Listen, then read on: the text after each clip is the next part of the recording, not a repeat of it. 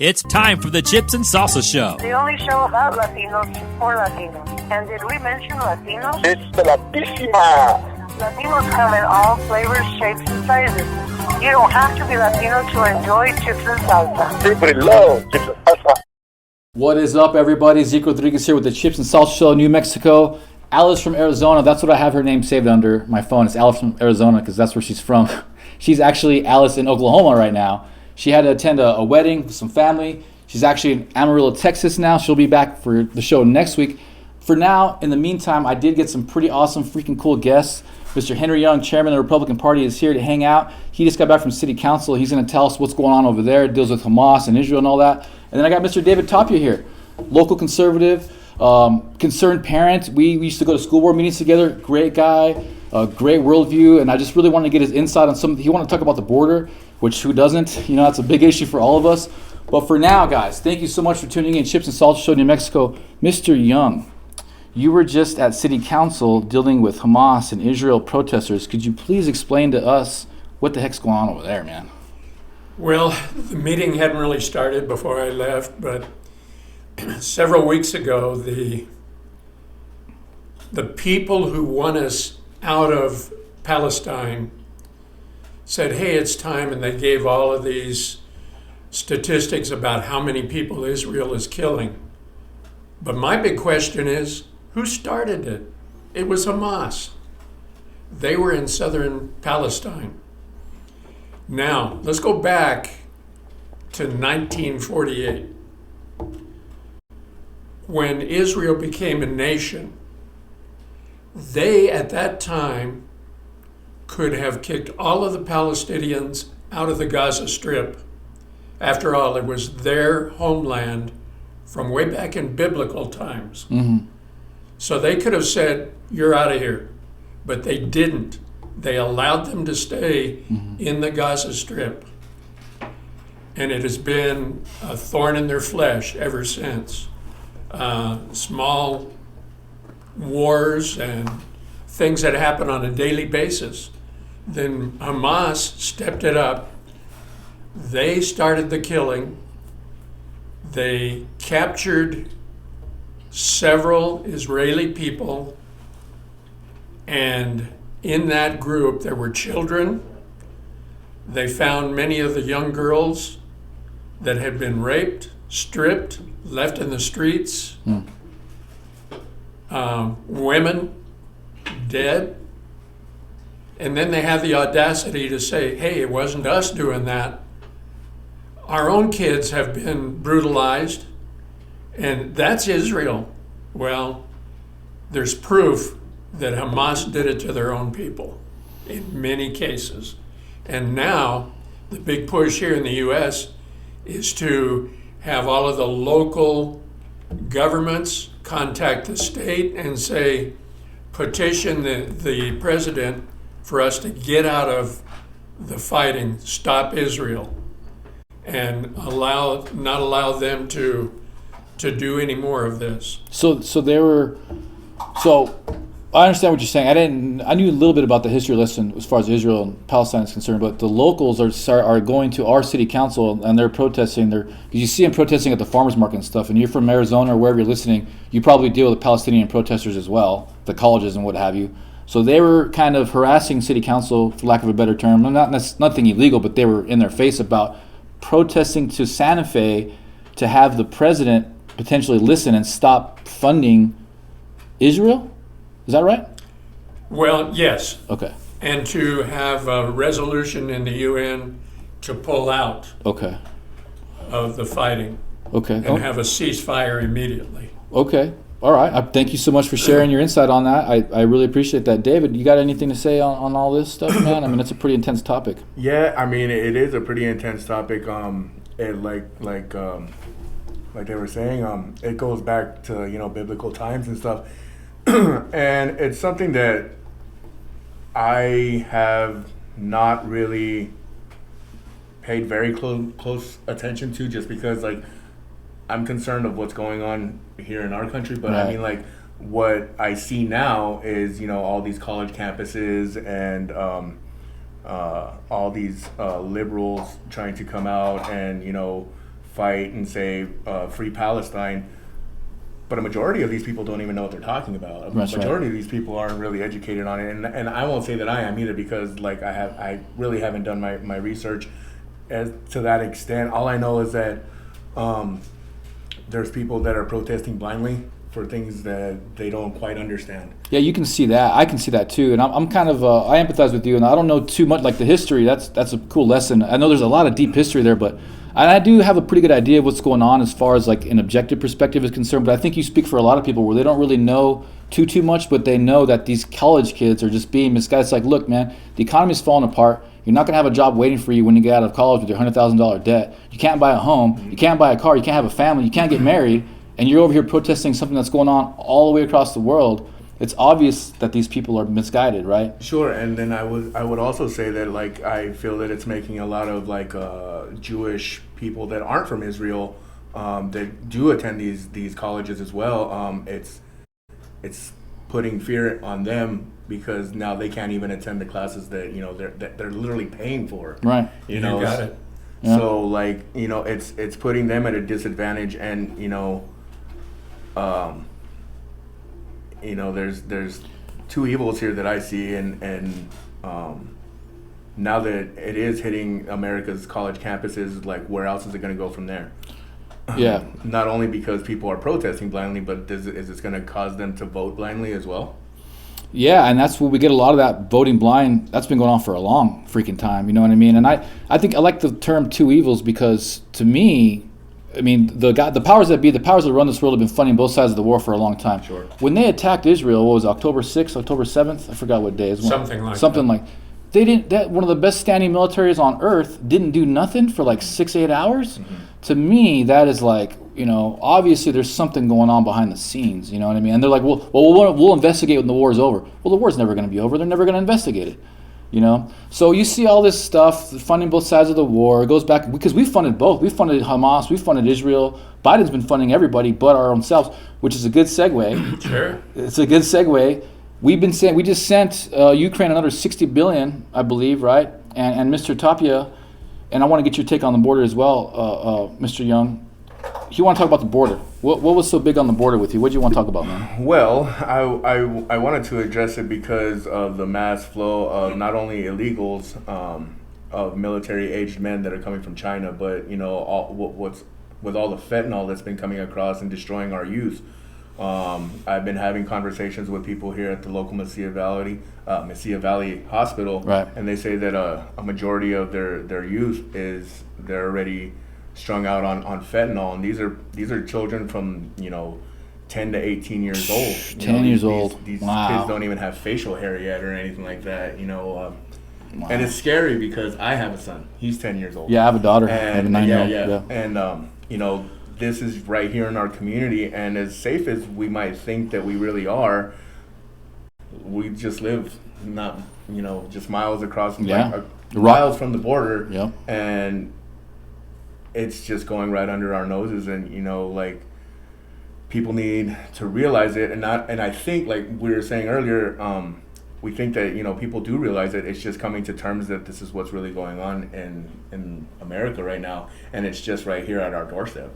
Yeah, a big problem I think is people just don't want to say anything. They're scared to say anything. But before we get into that, Henry, you are the executive director of the Gospel Rescue Mission, and you've been dealing with the homeless in a theistic way, in a biblical way, for how long now? Since 2017 is when I took over. That's when you took over. As okay. a director. So what is your take? So Mr. Tapia is saying that these youth are dealing with the fentanyl, and that's horrible. But since you're dealing with the homeless, you're full frontal. You're right in the mix. What is your dealings with the drug issues? What is your take on it? Is it with the border wall? What are you thinking, man? There's a plethora of reasons that drugs are there, and fentanyl has taken over. It used to be meth. Right. Meth was the leading drug until fairly recently, and now fentanyl is number one. Not only in usage, but in deaths per capita of druggies. You don't even hear about meth hardly anymore. No. That's crazy. And back to what I was saying, sorry to interrupt, but my conversations that I was having with these people that work at this facility, They say that there's really only two real addictions, and like the older generations are there for like alcohol and whatnot, mainly just alcohol. But everybody that's 18 and under are already hooked on fentanyl, and then that's just for right now until the next product comes out, whatever drug might come out that's going to be more powerful than fentanyl. And all this is coming from China. Mexico's getting it sent in from China. They're manufacturing it right there in Mexico and sending it right across the border, just flooding. And why wouldn't they? They're making so much money. Well, sure. I mean, like it's something sure to capitalize off of, and I can understand why certain politicians want that border wide open. Well, there's that Flocka. I don't know if you guys heard about that. That was out like years ago, but it was like the mix of meth and fentanyl. It's like the zombie drug. It's like the zombie drug. That's probably what's going to be coming next. But Henry, so is a question I have for you, I guess, is you're dealing with the homeless population during these times. 2017 and now, you've seen a lot. That's a lot. Just like you said, the meth to the fentanyl. Is there a way to cure these individuals from fentanyl users? What is your dealings with addictions in general, bro? We have one young man that was his case study was done this morning. He's been there about 4 days. So our caseworker sat him down, asked questions. How can we help you? What is the problem? And he did open up and say, I was at Mesilla Valley because I'm using fentanyl, or was. Mm-hmm. But we have a clean campus. If we suspect anything, we can do random drug testing. We also have a breathalyzer. So right now we are drug and alcohol free. Wow. They can sneak it in. After all, they sneak it into jails. Right. Well, yeah. But eventually they get caught. Right. And the main thing that we try to do is refocus what they are doing, get their minds off the drug. And the way we do that is we have rules. It's good for them not to be just laying around all day, so we don't allow that. If they're going to be there, they work 4 hours a day to defray some of the expenses of their food and bed. Now, if they work off campus, they don't have to do the 4 hours a day. But by working 4 hours a day, and you wouldn't believe the campus, it stays clean. They've got more self-worth because they are doing some work. They have a job, right. And even though they're not getting paid for that, it's still purpose. It's to offset our expenses. And the campus looks good. And then we also have mandatory Bible classes and chapels about half the month. And that faith element helps them get the rest of their life in order, including financial classes so that they can have money throughout the whole month. That helps them because most homeless will spend all of their money in 3 days. Why do you think they do that? It's binging, man. They're binging on something. It is binging, but it's because when they were on the street, they were afraid they'd get robbed and take it all. So they spend it all. Oh. So they spend it all and then go 28 days without money. So we're trying to get them to save so that they can have money throughout the whole month until they get their next check, because most of them are on both Medicare because of their problems, either mentally or physically, and they're on Medicaid. So and food stamps. So they've got some income. I'd say 90% of them have income. And it's just the way that they have been tricked by societal pressures. And now we're trying to get them on a road where they can get back into society and be contributing to others instead of taking all the time. Be a productive member of society. You got it. Yeah. That's very interesting because you're essentially kind of like a soft prison warden. But I had a friend, my psychology professor back in school. He was Dr. Voname. He used to work there at Mesilla Valley, and he said the main thing, man, is that you got to just get people regular sleep, a regular meal, and that's pretty much it. You know, if you give people like regular sleep hours and a regular meal, that cures a lot of addictions and it cures a lot of psychosis, really. But as soon as they leave the Mesilla Valley and they don't have that consistency, they go right back to where they were. So once I learned that, establishing those really positive habits, you can, you know, in that psychology world, it's like positive coping mechanisms. I try to put that onto my own life and stay consistent like that too, and it does help. It's just a shame that they don't teach people this. In fact, like you said, society puts pressure on people to do the opposite. They want you to be on your phone, be compulsive, you know, do all this other compulsory kind of behaviors. But thank you for doing all that, man. That sounds intense. The only thing I want to correct, What's that? the gate is always open. They can leave anytime they want to. Wow, really? It's not a prison.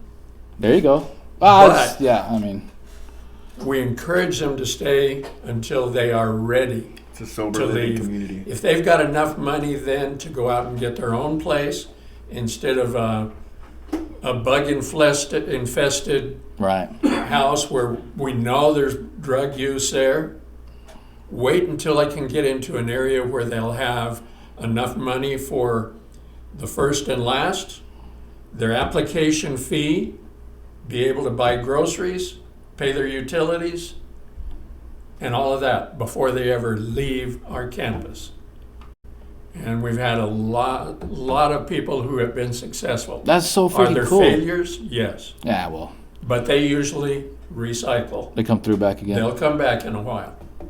We've had some that have been there, I think the worst are about 4 or 5 times that we have. Well, my deal real quickly too, and we'll move on to the next subject. But I had recently did a contract with the individual who owned a mobile home park, and he was looking for help because a lot of people they end up leaving the mobile home park, but they leave the mobile homes trashed. So we needed someone to clean up the mobile homes, and there was a lot. This guy owns 2 big parks, so we needed someone to clean up the mobile homes and basically get on full time. We're going to pay them a pretty good amount hourly, and then potentially, if they did good, give them a place to live and do permanent for that, because we just need someone there on site to do all the time. So I was working at a facility across the street from you. What's the name of that place again? Community of Hope? Yeah, they said that we have people that we're willing to do that.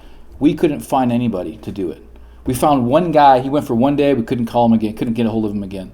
Even though we were offering a good hourly wage, a potential place to live, and a consistent job, nobody wanted to do it. It took a white, who was not very well off American woman that came in and did all this stuff. No, and we had illegal immigrants who didn't speak no English come by, look at the contract, look at the job. They didn't want it. So it was like, a lot of these homeless guys, they don't want to be helped.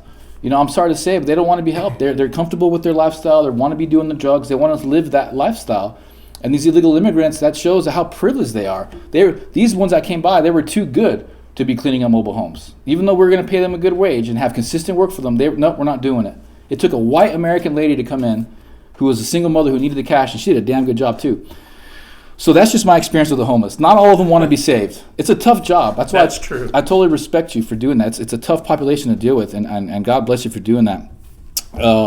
David, what do you think, man? I mean, have you dealt with anything like these? Are pretty intense issues. Most people haven't dealt with stuff like this. Well, I just think, going back to, how we started the conversation and like who's really like putting the fentanyl and these really hardcore drugs out there, it's China. And my honest opinion is because since getting the information that most of our youth is using fentanyl right now, it's just, in my eyes, the China's way of destroying the Western civilization by its youth, because if we don't have our youth, who's going to reproduce?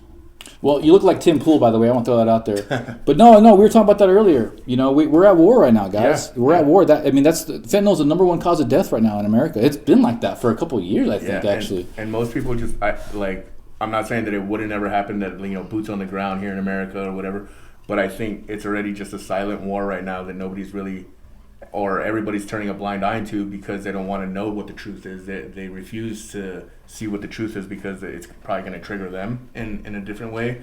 But I mean, the war's already started, and it's with the usage of fentanyl, and then allowing all the other illegals to flood the U.S. that are also military-aged men.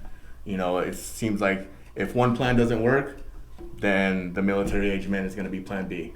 You know, if fentanyl doesn't stop coming across the border, well, we already have all these military-aged men that are here that are going to be Plan B, so that we can have actual boots on the ground. Well, yeah, I agree with all that. It's basically replacement migration. It's 30 million too, guys. Don't let the news tell you 10, 15, 20. It's 30 million people that came over here since Biden got in. That's a lot of freaking people. Yeah. And then we're not even getting into the Jabberwocky yet. You know what I mean? Right now we have more death than the Black Plague. Right now we have more people dying than the Black Plague. Plus you got fentanyl deaths. Plus you got these 30 million immigrants or military-aged men. It's quite obvious that we're at some type of war, and it's a silent war. We're talking about this too. It's like, most people can't talk about it. Like we have the liberty to talk about it. We're be on the show. Most people couldn't be on this show and talk about the stuff that we're talking about now. Sure. You know, they just couldn't do it. They'd get fired. They'd get ridiculed. They'd get chastised. I lost my family. Like my family don't even talk to me straight up because they're super liberals. They're super liberals, you know, and they can't. I'm part of the Trump cult or whatever, and that's fine. I'm at peace with it. You know, I pray for them. I pray for people like that. I really do, and. Henry, you got some balls. You're out here talking the big talk, doing what you got to do on the front line. You're in a great position because you're the chairman of the Doña Ana Republican Party and you're executive director of the Gospel Hope Rescue Mission. So you're literally on the front lines with these big issues. And what we were talking about last week, guys, and this is why I wanted to get him on the show, is we pretty much have the homeless problem fixed. Like you were getting into the fact that it's only like 200 people, right? So that kind of blew my mind. I was like, that doesn't seem like that many people, but if you really think about it, you see the same people on the streets all the time. Yeah. Correct. You know, they're regulars. So where do we go with that, Henry? What was the solution that you guys had delved into there? Well, before I get into that, let me say a few words about what we've been talking about. Uh-huh. You remember back in the 60s, I know you can't remember that far back. I was born in 85, bro. I was born in 85. 89. Back at that time, there was a leader of Russia by the name of Nikita Khrushchev. Okay. He made a famous speech. He got up and took his shoe off and started banging on the pulpit. And he said, "We will conquer America without firing a shot." Damn, really? Yeah. Back in the 60s. Man, I never heard that before. And look what's happening to us right now. Do you think it's Russia? And no, it's a combination of several communist-backed countries. That's their tactic. I mean, it's a Trojan horse. And yes. Guys. It's a Trojan horse. It's the same old tactic, you know? They converted a physical war to a mental war that is perpetrated through the youth. A subversive war. And this has been done in many countries. Already, yes. Now it's hit us. I agree. So they are taking control of America without firing a shot at this point. I agree with all of Now, that. what happens when communism is totally in effect and all of these people that they've used, they suddenly say, now, you work for us. You're working for the government. Mm-hmm. We'll feed you when we want to. You don't get any more free handouts. Mm-hmm. That's what happened. And by the way, the people who helped them usher it in, the traitors, they get taken out right away. They're gone. That's through history. I'm not making that up. I'm not making any threats. This is just what's happened through history. The strong men are gone. Wasn't it him who said, little by little, you won't know it, your generation won't see it, maybe your children won't see it, but little by little we'll be feeding communism here and there. He didn't alliterate it that clearly. Sure. But it was In implied. The gist, yeah. It was an implied thing. It's incremental, and that's kind of how it's been. It's been incremental throughout our lives, but it's been like the past 6 to 8 years really is when it really got really ramped up. coming to the front. Especially the past 4 years. Jeez, Maniz. It's really been radicalized on so many levels. And you know what? We have people that have come here, housewives that have married Americans, Mm-hmm. who have been yelling this for at least 5 or 6 years. Yeah. Because they saw the takeover of China with Chairman Mao, Mm-hmm. and they know the signs, and they were trying to warn us. Would anyone listen? No. Yeah, humans learn the hard way, bro. I mean, humans, we're pretty dumb, folks. I'm pretty dumb. I mean, well, look at Florida. The Hispanic, the Latino population over there is super Republican. They're super red. Why? Because they freaking fled a communist dictatorship in Cuba. Yeah. They learned firsthand. I know some Argentinian immigrants that live here. They left Argentina because it was a mess over there. Yeah. And so we don't have that here in New Mexico. We've been spoiled, coddled by the federal government with free government cheese I mean, the education's horrible as well, so people don't even know what the hell's going on. They can't even read. Literally, we can't even read here. Literally, everybody's on a 6th grade reading level in this state. So how do you expect them to talk about the intricacies of a communist takeover from the 60s? You're not going to get it around here.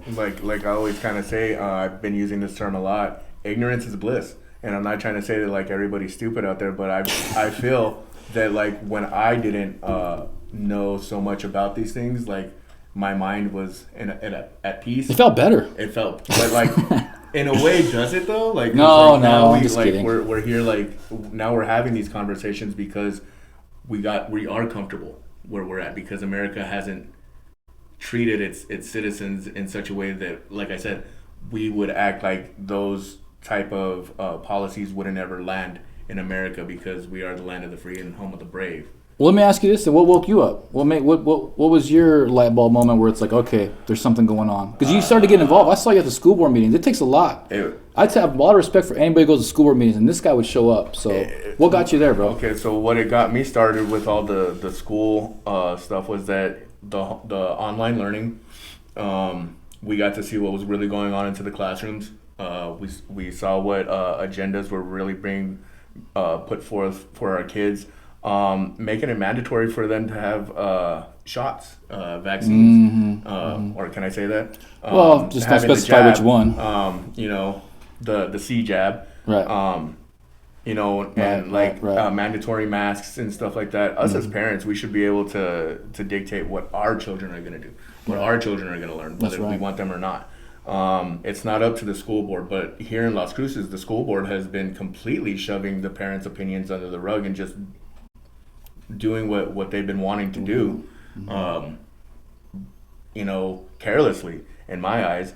We've gone through a couple of school board presidents already. I know Ray Jaramillo was in charge whenever all that started. Now it's Teresa Tenorio.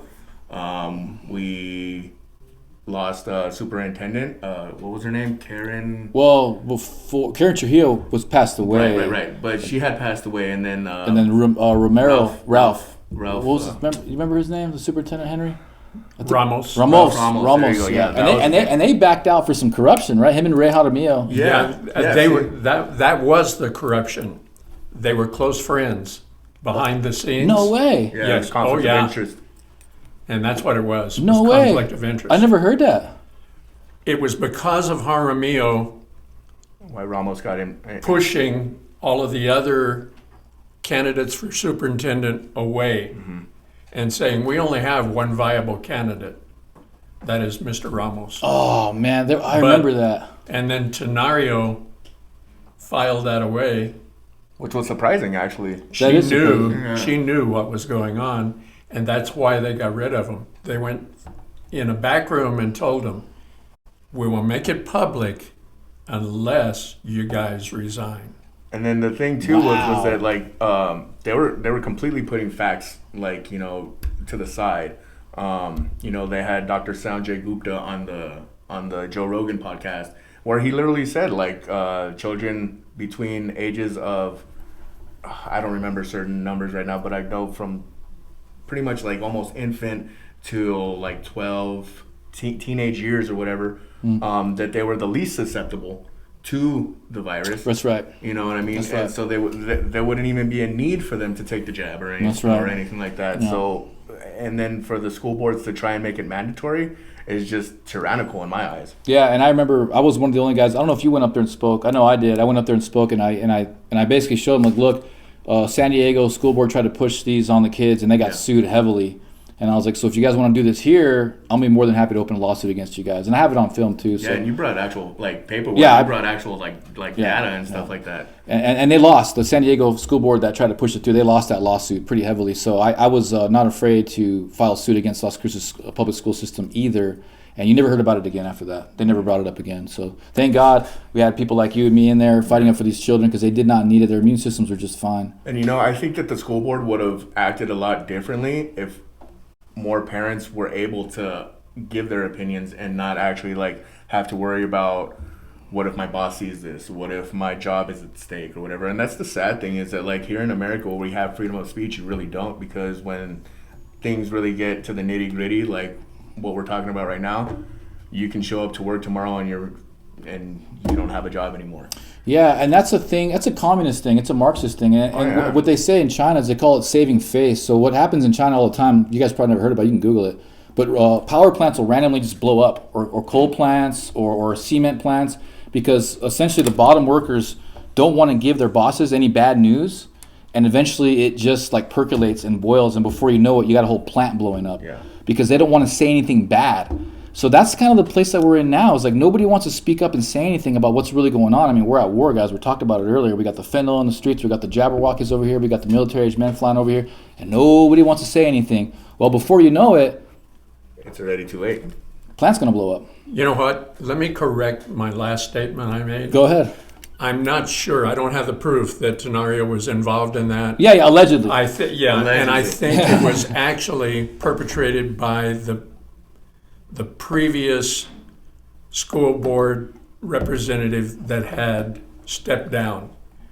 And I think that's where it actually started. But anyway, it got to that point where they confronted them and got them out. These are all alleged stuff, guys. Right, Alleged. We have no physical proof. So, that's the other thing too, is like, I remember that the superintendents were applying, and there was a badass, he was a Christian man, and I remember it being there, I don't know if you were there for that, but they had all the superintendents come in and apply. They had to come talk to the crowd and state their case in front of the school board. And there was this guy who controlled the room, stellar record. He was like obviously the best superintendent by far that was out of all the He was like, this is the guy. Was this before they put Ignacio in there? Yeah. That's his name, right? Ignacio. Yeah, before it was when they put Ramos in there. Okay. It was like 5 different candidates, and this guy was incredible, so well spoken, had an amazing track record. Everybody in the crowd loved him. I mean, he had his whole crowd there cheering for him. And then they go and pick this Ramos guy. Yeah. It was like, geez, my knees, like it's so much corrupt. So it doesn't surprise me that something like that allegedly happened, because Ramos, I've met him. I spent some time with him. He was actually he was pretty cool. You did a presentation in front of him. Yeah. I showed up for that or whatever. Yeah, you showed up for that. So I got to present to the school board. He let me present to the school board a PowerPoint presentation why the masks were horrible for kids. I got into the Jabberwockies. I got into the lockdowns. I mean, I did a full-on PowerPoint in front of the school board and the superintendent and everybody. Yeah. Did it do anything? Not really. They just placated me. But at the same time, he was cool in that way, Mr. Ramos. But the guy whose job he took essentially was awesome. That guy was a badass. I can't remember his name. When I found out, I'll let you guys know. But that guy clearly should have been our superintendent. Awesome dude. And I've seen corruption my whole life too. You guys get promoted that shouldn't be getting promoted. I've been seeing that forever. And see, that's the thing about superintendents is that we don't get to elect them. No. They're appointed by the school board. Mm-hmm. So whoever is in charge of the school board, I mean, we elect the school board, but that just goes to show, how people vote blindly maybe, or that they actually think that these policies are for the good of our children. Because think about it, what policies that they put in right now, what are our children learning these days? They're not reading basic reading, writing, and arithmetic. I know homeschool students that are graduating with honors in college at 20 years old right now, and their homeschool is 4 hours a day. You know what I mean? And so what are these kids doing? You only need 4 hours a day of real instruction to be proficient in math, reading, and science. What are these kids doing for 8 hours a day? Yeah. They're being indoctrinated. But Henry, you were going to say something earlier. Well, I was going to say, I think we're about halfway through. I thought you had some commercials to give. Oh, yeah. Yeah, Flavors of the Desert. That is who sponsors the show, essentially, and who owns the studio as well. Flavors of the Desert, check them out. They have handles on Facebook and Instagram. They are blowing up right now, guys. If you guys are in the restaurant game, in the food game, hit them up. They have amazing presence on social media, and they have a beautiful magazine, too. The pictures on here are awesome. The articles are awesome, so reach out, Flavors of the Desert. Check them out on social media if you guys want to get your food in here and get some customers. Who doesn't want customers? Everybody wants customers. That's what they do. They hook you guys up with local customers, consistent customers, and they throw you on social media so everybody wins. It's a win-win. Just hit them up. It's quite simple, guys. So thank you guys so much for tuning in here, Oregon Mountain Studio. Thank you, Oregon Mountain Studio. We got here Henry Young, chairman of the Republican Party. Honored to have you here, sir. And we got David Tapia, local, concerned parent, conservative, and we're just grateful to have you here, you guys. Thank you so much for chiming in and sharing with the public your guys' insights. So let's jump into the next topic. Real quick, I really wanted to talk about something too, in terms of praying for your enemies, because we talk about the communists, the Marxists, and all that, and essentially you can argue it's a cult, because essentially what they do is they divide and conquer. They make everybody feel like, either they're rich, you're poor, they're white, you're black. They divide us up in so many ways, and it becomes real culty, right? And it's real easy to get hateful towards these individuals because they do really horrible things. They're just awful people. And they're usually nihilistic, meaning that they're in a really bad place in their life. So essentially, instead of trying to improve themselves or improve their own life, they try to flip the chessboard over. Yeah, they try and find a little group of each other so that like they can feel like they belong. You could take like Antifa for example, right? Or there's Palestinian protesters. Yeah, it's all basically the same crowd of people. That were doing the BLM stuff whenever most black people didn't agree with what BLM was. And then come to find out that the leaders of BLM going by mansions with all the donations, and stuff like that. Super corrupt. It's just like it's not even being hidden anymore. It's like here's what we're doing, and you have to accept it whether you like it or not. Believe what we tell you on the news, because no matter if you watch CNN or Fox News, like they're controlled oppositions of each other, and they have to have conflict. And they want that strife, and that's kind of my point with praying for the enemy. Like I learned recently, I was talking to Henry about this a little bit earlier, is that they've done studies on so there's a lot of kids who get pulled into the Scientology, philosophy, and there's a lot of parents who end up spending a lot of money and resources trying to get their kids out of it. And what they learned is that, calling out the cult or that particular organization, showing them what's wrong with it, basically you're giving in to them, because that just makes them go further into that cult. It gets them further into that organization.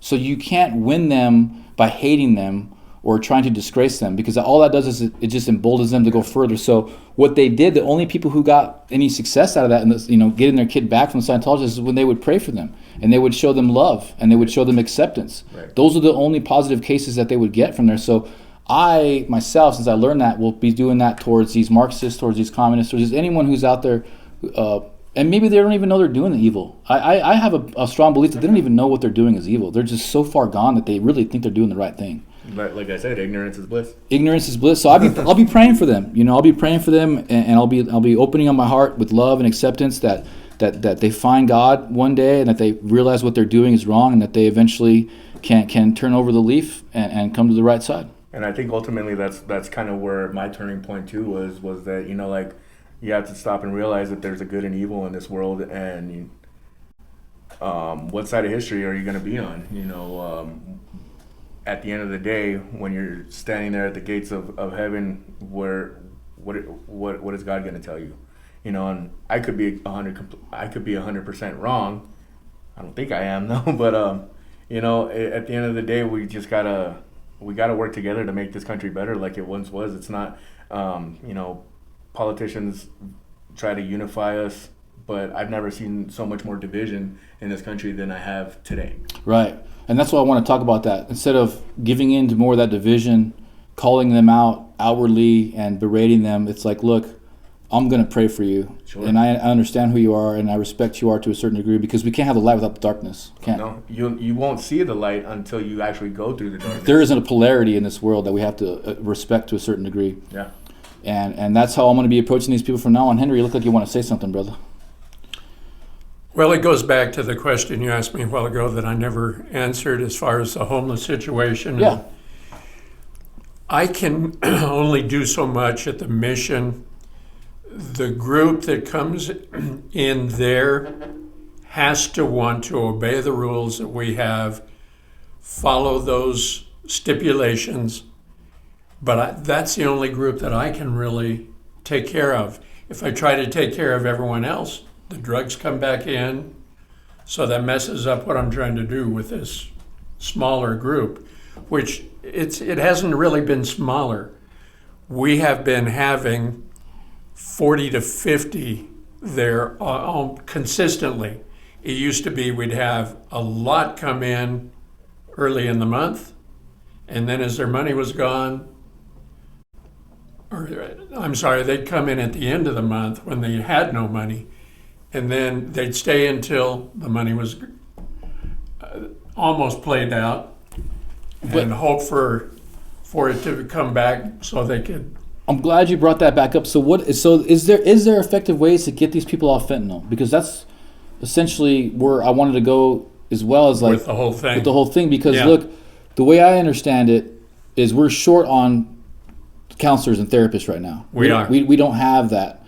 And we can fix that issue by offering reciprocity in New Mexico, whereby if you have a license to practice counseling or therapy or any kind of medical certification at all, anywhere in the country you can come here and practice in New Mexico. Now they've done this in South Dakota, and what it did is it flooded that state with a bunch of medical professionals because markets get flooded everywhere. So what they did is they flew over there to South Dakota, opened up a practice, and they became busy. So we can solve the shortage of counselors here by offering them reciprocity, and then we can build them out massive facilities that can treat them. It's not we can't be putting these people through prison all day. Prison's for violent criminals, man. That's who should be in jail. People who commit violent crimes, throw them into the prison. These people who are on drugs and stuff, we should be treating them psychologically, with lifestyle, with other therapies. And we could only do that with the institution. We don't have the institutional backing to do that. Right. And then where we got to that point last time we were just having a discussion was, well, the legislator's not there for that. We don't have the legislation to back up these, because this would solve the issue, right? Saying we have 200 people on the streets here in Las Cruces. So we would need an institutional facility that would house 200 people and the professionals to instill those policies. So, and it could be done. And it could be done. Here's the whole thing, though. I'm one small person. You're a big guy. You're a bigger guy. And we can only take care of that one group. Right. It's going to take a combination of city and county working together, along with nonprofits, the business community, and the citizens, all being on the same page. And we could have this city cleaned up. No more trash. No more carts, no more people roaming the street, but it's going to take time and money. The money is to build the infrastructure where they can be housed in one spot. Mm-hmm. All of the mental health issues are addressed. The physical health issues are addressed. So that's a lot of money right there, not only to build the facilities, but to get those doctors. That's a lot of development and medical professionals. Oh yeah, that's a lot of money. Yeah. And then the consistency to follow the program, give them training, job skill training. And then once they have that training, plug them into a job. We know that there are a lot of jobs open here in Las Cruces because they can't keep good workers. And we shipped out all the manufacturing jobs overseas years ago with NAFTA and stuff. If we just had the manufacturing jobs come back to America, American made, that's jobs for days right there, bro. And we've got the opportunity to get that done. We do, man. It's with not the that next hard. election. It's not that. Everything that you just talked about actually was even worse for El Salvador. It was even worse for them. They had massive MS-13, ritualistic, and he talked about, the President Bukele talked about how they had ritualistic killings, in their country, but the youth were doing it, teenagers were doing it. They got rid of all of that. But they basically did what you just said. They built a massive freaking prison for these violent criminals. They started treating the drugs appropriately, clean up the drugs, and then they dealt with the crime. And they had business and infrastructure come in and do all the development projects, and they clean it up, man. That country's kicking ass and taking names, much like Argentina. So everything that you're saying is very possible. That's why I love talking to you and I love having this conversation, because this is so possible. Guys like David in here, guys like Mr. Young, guys like me, just talking about it can help manifest this into this world, with prayer. And with you guys as well, you guys listening, tuning in, sharing this podcast. We were just talking about earlier how people can't say anything. Like if you have a job where you can't say anything, figure out one way that you can exercise your free speech. Maybe it's not at your job. Maybe it's through emails. Maybe it's through barbecues. Say something. The less that we say, the worse it's going to get. So take any opportunity you can to talk about these issues. But thank you again, Henry. I love that plan, bro. I think that's just wonderful. And I pray that does happen one day. Because, hey, even if we have a facility that can house 200 people, say we fix them all. Well, you got some more guys over there, LA. You got some more guys over there, San Diego. They'll be coming. Ship them over here. We'll take care of them over here. Yeah. So I don't know, man. It's just, to me, it's obvious they don't want humanity to thrive. That's not in their interest. So it's like, I think it's like less than 1/10% of people own 80% of the wealth in this world. It's not even the 1%ers, because 1% is still hundreds of millions of people. It's less than that. It's like 1,000 people that own 80% of the world's wealth. They don't want us to have anything, okay? And they've been fighting against the middle class and been fighting against human prosperity since the 50s, because they learned back in the 50s, when we had most of the world's wealth here in America, that the poor people, the people who were coming up, were the ones that owned all the patents. They were the ones innovating all the patents. So they wanted to get rid of these lower classes innovating and sharing all this wealth, because they want it for themselves. It's like greed is the essence of all evil, right? So it's just, I don't know what else to say, guys. We got local guys here who are literally on the front lines fighting for humanity, for the kids, telling you that we're under attack and that the people who own this world don't want us to be here. They don't want us to thrive. They want everything for themselves. So it's only going to be guys like us and women too. I mean, God bless the women are out there kicking ass and taking names too.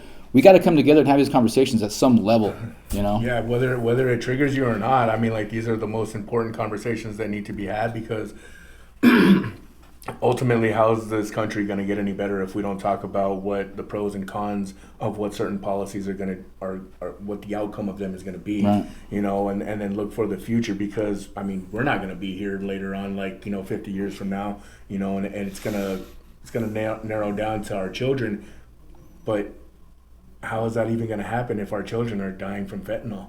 Fentanyl or other things. Or other things, yeah. Or, you know, out there on the streets, you know, just on any given... We're not even being born. People aren't even having kids right now. Sure. The birth rate's so low. Yeah, and that's definitely another topic to get into, too. But, I mean, and that's part of it. You know, it's all by design. You know, to just get rid of the Western world completely. Yeah. And that's where the freedom's at. Yeah. That's where the most free country... And so Henry Young is a man who's literally does this for a living, both for the Republican Party and for it's like his career, his job as the executive director of a faith-based organization that helps homeless. He's telling you how he would go about solving the problems. And we didn't even have this discussion. The way he mapped it out in his head, the way we talked about is exactly what already transpired in other countries that have been successful in this same dilemma. So this is just human intuition. That's just common sense. Yeah. You know how to fix things, but they don't let us utilize this common sense. They get right in the way of it, and they say, no, we're going to do the exact opposite of that. We're going to open that border up. We're going to let that fentanyl go through. We're going to let those violent criminals out of jail quicker. Oh, well, you know? According to Alejandro Mayorkas and Kamala Harris, the border is secure. And, you know, they claim that most drugs come through legal ports of entry. Well, how else are you going to have other data if that's where all your... You know, everybody's coming through there. Of course, you're going to have people, like, accounting for it. But what about all the other open spots on the border? You know, they're wide open. You know? Well, yeah. I mean, the gaslighting kills me, guys. Like, I can't even watch conventional news anymore because I just can't stand being lied to. Sure. Everything that comes out of these people's mouths is, like, straight-up gaslighting lie. It just frustrates me to no end. It really does, because they're at a point now where they just straight lie to us to confuse us even more. Yeah. And that's and so many people still give into it. It's so sad. Well, people don't want to think for themselves. They want to trust Whoopi Goldberg on The View. You know, my mom watches The View, so it annoys the hell out of me, man. And I can't even have conversations with my mom because she's like, "Oh, well, they portrayed this individual in this movie." I was like, "Yeah, they're actors. They're acting. They're sitting there. They're acting for you on The View as we speak." Yeah, Whoopi Goldberg, speaking of her, she just said that there is no war on white people. There is no racism or discrimination against white people right now. And I'm like, lady, it's everywhere. I have the school books that show how kids are taught to think that white people will let you down and that they're all inherently racist. Yeah. Like, it's horrible. Yeah. It's horrible. And there's only like 10% white people in the whole world. You know, it's like you guys are the minority in the world. Like, you know, and it gets to me about like Hispanics too, because like they're like, "Oh, well, the white man this, the white man that." I'm like, your last name is Rodriguez, right? Yeah. And my last name is Tapia. That comes from Spanish descent. We're Spanish. We're white. It come from the Spaniards. You know what I mean? Like, and they're it's white. Just ridiculous. Like, Yeah, they had pale skin and blue eyes. They sure did. You know, like Many you of know, them. I get my facial hair from the Spaniards. The Spanish. I mean, it's like The conquistadors, yeah. Yeah, I had a relative post something the other day on Facebook saying that it was a picture, it was like a political cartoon where it said this is how when the border should have originally been built, and it was a bunch of natives, and then there was a bunch of cowboys on the other side, and I was like, you do know that our last name comes from Spain, right? And like they're like, they don't understand. They don't I'm get just it. Like, I'm like, yeah, white Spanish Europeans came, and now we are who we are. Yeah, it's not like the pretty side of history or whatever, but it is history, and it's done. You know, we can't fix that or whatever. It's already there. Like, it's manifest destiny. It's whatever. It's whatever you want to say. And we were talking about this too. I hate saying that's like the catch. I'm gonna stop saying it so much because I was talking about this earlier. But this state is half white, half Hispanic, guys. Mm-hmm. Like it's 52% Hispanic to like 48% white. Like yeah. That's pretty much 50-50. So, you know, to say that we're assimilated here, guys. Like, I love this country. Like, I hate all forms of racism. And some of the best friends I've ever had, the best mentors I've ever had, were white dudes and white women that have helped me. And you know what's funny too is that like people like I started working with this individual from out of state. They were from like Washington, and then they said something about me being a Mexican. I'm like, I'm not a Mexican. And I was born in America. You're new Mexican. they're like, are you sure? And I was like, I think I know. Do you even know Spanish? Very little. So you don't know Spanish? Just barely enough to get by. But even Spanish came from Spain. Well, yeah. You know, so like, but see, the thing is that like, what were the people here before? You know, what did they speak? It was like Nahuatl. 5 different you know, native, like different 10,000 native languages, and they hated each other too. They're at war. They're still at war with each other. Exactly. All the tribes still hate each other. But I do have to say this. What's up? I am a New Mexican. You are New Mexican. I was born and raised here in this state. Awesome. Me too. And I love that Mexican food. Yeah, who doesn't, man? I mean, the food here is incredible. The people here are incredible. I travel the world for a good part in the military. I've been all over the place, and I just love this place, man. Yeah, we're the worst in a lot of ways, but the people here are amazing. The when weather, it comes to culture, man, like the culture here is amazing. Food, I love the people here. I love the food here. I love the weather here. Oh, that'll never change. Yeah. Now, are we fighting to make this place better? We can be our own country. We have so much resources in this state. I say it all the time, but we have so much. Yeah, we could sustain our own. We have our own people. ability to be our own country, guys. And it's guys like us that believe in this place. Born and raised. 3 guys who are born and raised here, who are sitting up here in front telling you guys how it is so we can work together and bring this place to where it's never been. No. We've never been fully maximized as a state. And for the human species, for that matter, has never been fully maximized. We've never been let off to have our full potential. There's enough resources on this planet for everybody. We should be in freaking Mars right now with as much resources as we have. They don't let us mine the resources, though. They want to control everything for themselves. Well, it's just like America as a whole. You know, once Biden was elected, he shut down what pipeline was it? Oh, yeah, from Alaska. Yeah. And then there was the Dakota pipeline too and everything. You know, and wanting to get foreign resources instead of rather utilizing our own. But then at the same time, gave China how many barrels of our strategic reserve? Not too long ago, if you guys remember that. I don't know if you guys remember that or anything like that, but he literally went into our strategic reserve and gave it to a foreign country. The more we talk about it, the faster it'll get fixed. That's the solution. So we're running out of time here, guys. We'll do some closing statements here. Mr. Young, I know you got something you want to tell the people, man. You're the executive director of Gospel Rescue Mission. You're the Doña Ana Republican Party chair. What would you like to end your words with here today for the community, man? I may go off track and talk about something that we haven't even mentioned. That's fine. Yet. This is your time. The thing that I want to see is restoring of the American spirit. The fact that I see people from other nations that come here that still believe that the American dream is alive. You know, the children of people that I have seen immigrate, one family that I know, I actually have 2 examples, but one family came from Sri Lanka. Wow. You talk about poverty. The father of this family had to walk 2 days to get to college. Now you said 2 days. 2 days. He had that much fortitude. Desire to get an education for the betterment of his family. Wow. That he did it.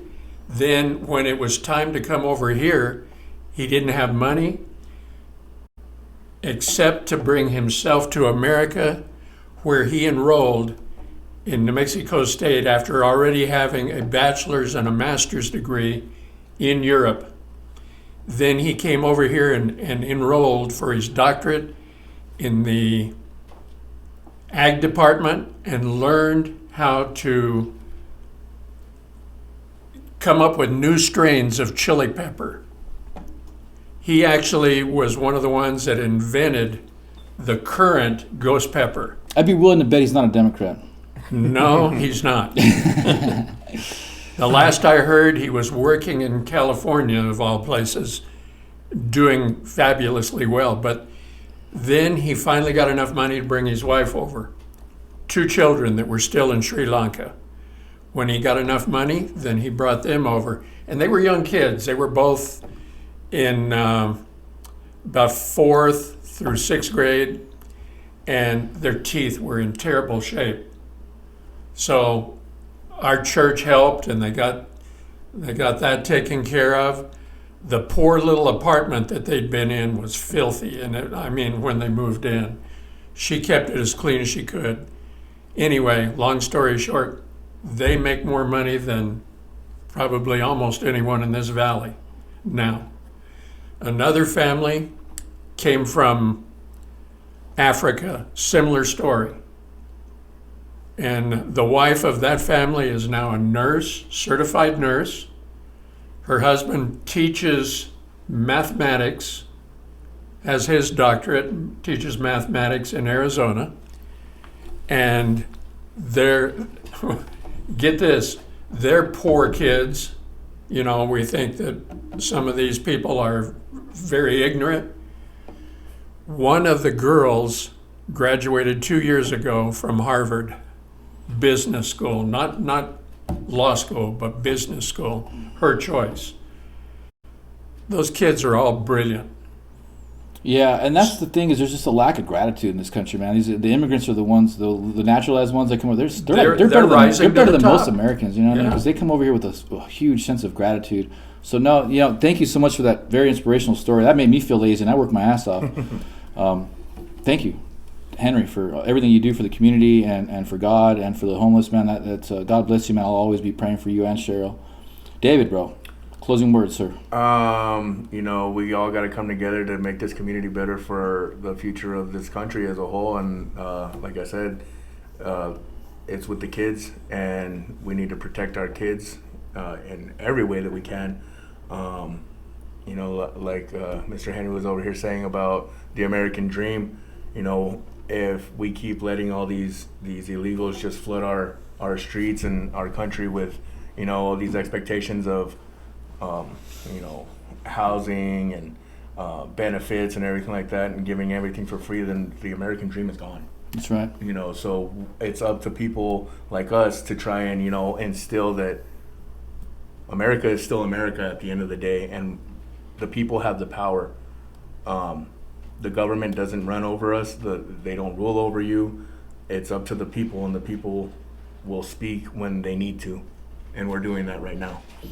Wonderful. Very well put, guys. Thank you so much. Last shout out to Flavors of the Desert. These guys got it going on. They get 5,000, 10,000 views on their social media stuff. So if you guys do work with them, they will hook you guys up with a good bit of reach and customers out there. Don't forget Flavors of the Desert. As far as I'm concerned, quick prayer. Thank you, Lord, so much for having these gentlemen come in and speak their truth and doing what they can to improve the community with their voice and with their work and everything that they do on the side. I pray that you continue to give us the energy and the wisdom to follow through for your message, Lord. And I pray that you bring these gentlemen back again so we can do this again. Thank you so much. Thank you. Amen. Amen.